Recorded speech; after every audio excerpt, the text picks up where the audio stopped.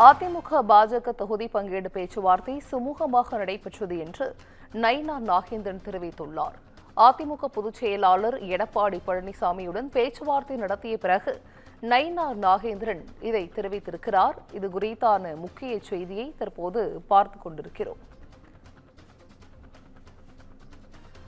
அதிமுக பாஜக தொகுதி பங்கீடு பேச்சுவார்த்தை சுமூகமாக நடைபெற்றது என்று நைனா நாகேந்திரன் தெரிவித்துள்ளார். அதிமுக பொதுச் செயலாளர் எடப்பாடி பழனிசாமியுடன் பேச்சுவார்த்தை நடத்திய பிறகு அவர் தெரிவித்திருக்கிறார். பாஜக எத்தனை தொகுதிகளில் போட்டியிடும் என்பதை பின்னர் அறிவிப்போம் என்றும் நயினார் தற்போது தெரிவித்திருக்கிறார். கூடுதல் விவரங்களை சிறப்பு செய்தியாளர் கிருபா வழங்கிட கேட்கலாம். கிருபா, வணக்கம். அதிமுக பாஜக தொகுதி பங்கீடு பேச்சுவார்த்தை சுமூகமாக நடைபெற்றது என்று நயினார் தெரிவித்திருக்கிறார். இது குறித்த முழு விவரங்கள்.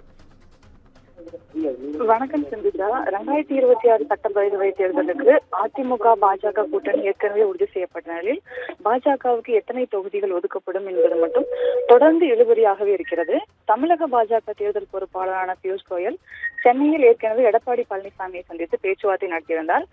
இதில் பாஜகவுக்கான தொகுதிகள் ஒதுக்கீடு குறித்து முடிவு செய்யப்படுவதாக கூறப்படுகிறது. இந்த சூழலில் சென்னையில் உள்ள இபிஎஸ் இல்லத்தில் நயினா நாகேந்திரன் அவரை சந்தித்து பேச்சுவார்த்தை நடத்தியிருக்கிறார். இதில் பாஜக தரப்பில் K T Raghavan, Jayaprakash, K P Ramalingam ஆகியோர் உடன் சென்றிருந்தனர். பாஜகவுக்கு ஒதுக்கும் தொகுதிகளை இறுதி செய்வது தொடர்பாகவும் டிடிவி தினகரனை கூட்டணியில் சேர்ப்பது தொடர்பாகவும் இருவரும் பேச்சுவார்த்தை நடத்தியதாக தெரிகிறது. முன்னதாக பாஜகவுக்கு 23 முதல் 25 தொகுதிகள் வரை ஒதுக்குவதற்கு எடப்பாடி பழனிசாமி சம்மதம் தெரிவித்திருக்கிறார் என்றும் கூறப்படுகிறது. இருப்பினும் இந்த சந்திப்புக்கு பின் செய்தியாளர்கள் சந்தித்த நயினா நாகேந்திரன் பிரதமரின் தமிழக வருகை தொடர்பாக பேசியதாக கூறியிருக்கிறார்.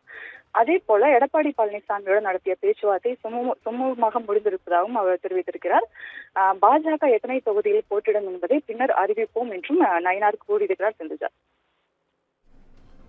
விவரங்களை வழங்கியமைக்கு நன்றி கிருபா.